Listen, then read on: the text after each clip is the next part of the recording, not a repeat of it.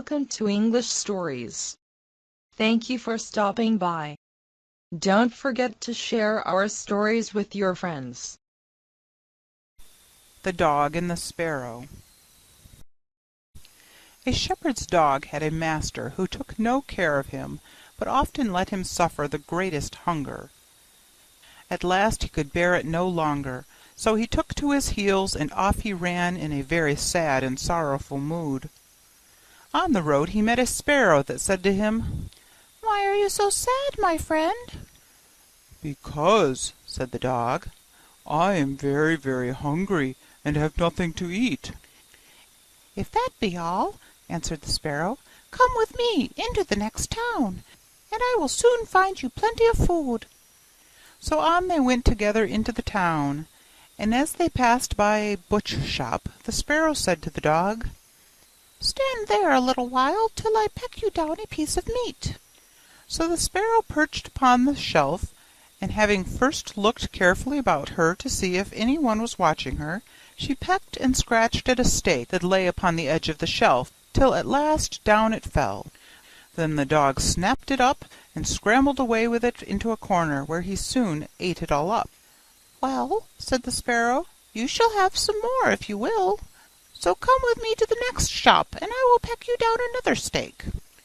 When the dog had eaten this too, the sparrow said to him, "Well, my good friend, have you had enough now?" "I have had plenty of meat," answered he, "but I should like to have a piece of bread to eat after it." "Come with me then," said the sparrow, "and you shall soon have that too." So she took him to a baker's shop, and pecked at 2 rolls that lay in the window, till they fell down. And as the dog still wished for more, she took him to another shop, and pecked down some more for him. When that was eaten, the sparrow asked him whether he had had enough now. "Yes," said he, "and now let us take a walk a little way out of the town." So they both went out upon the high road, but as the weather was warm, they had not gone far before the dog said, "I am very much tired. I would like to take a nap." "Very well," answered the sparrow, "do so, and in the meantime I will perch upon that bush." So the dog stretched himself out on the road and fell fast asleep. Whilst he slept, there came by a carter with a cart drawn by 3 horses and loaded with 2 casks of wine. The sparrow, seeing that the carter did not turn out of the way, but would go on in the track in which the dog lay, so as to drive over him, called out, "Stop, stop, Mr. Carter, or it shall be the worse for you." But the carter, grumbling to himself, "You make it the worse for me, indeed. What can you do?" cracked his whip, and drove his cart over the poor dog, so that the wheels crushed him to death.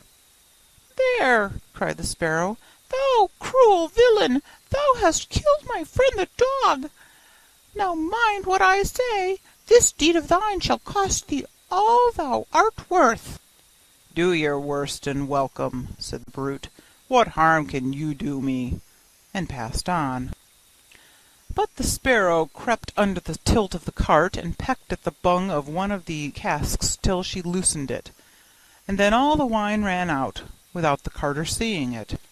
At last he looked round and saw that the cart was dripping, and the cask quite empty.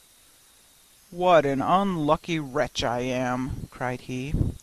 "Not wretch enough yet," said the sparrow, as she alighted upon the head of one of the horses, and pecked it till he reared up and kicked.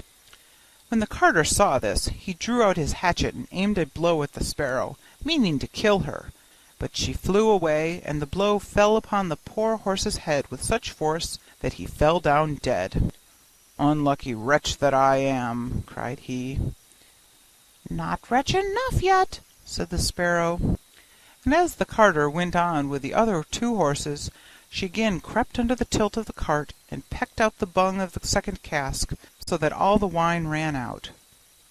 When the carter saw this, he again cried out, "Miserable wretch that I am!"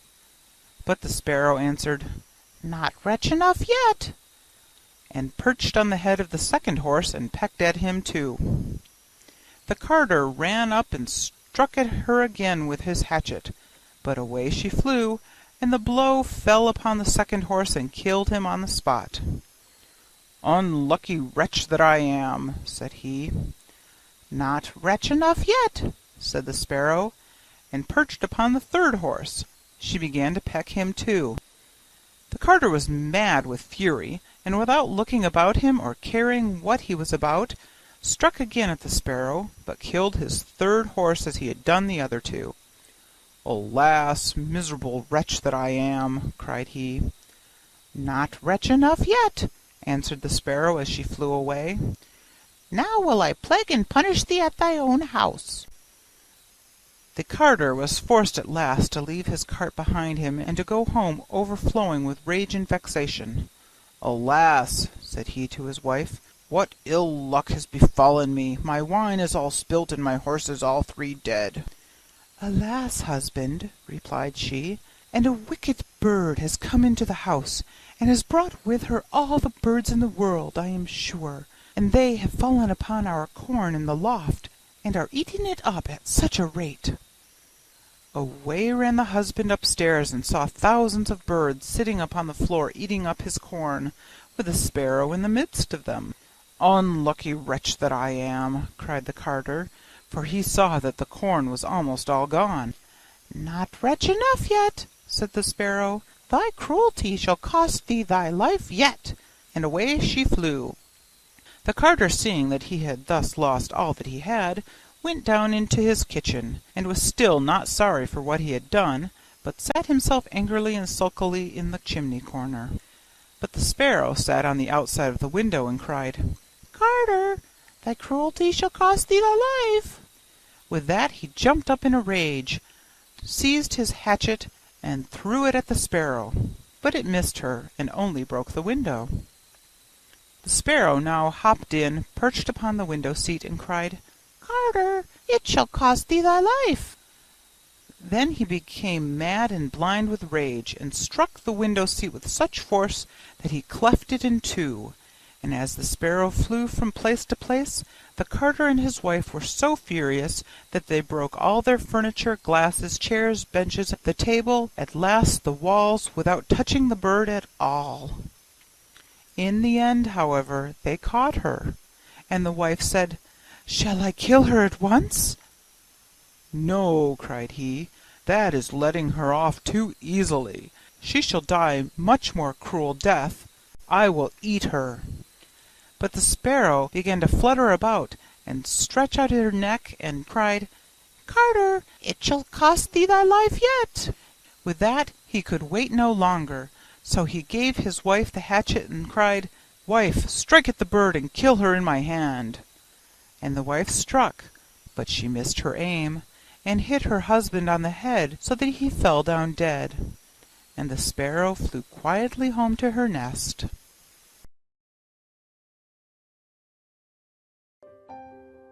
Continue your learning and listen to a English story.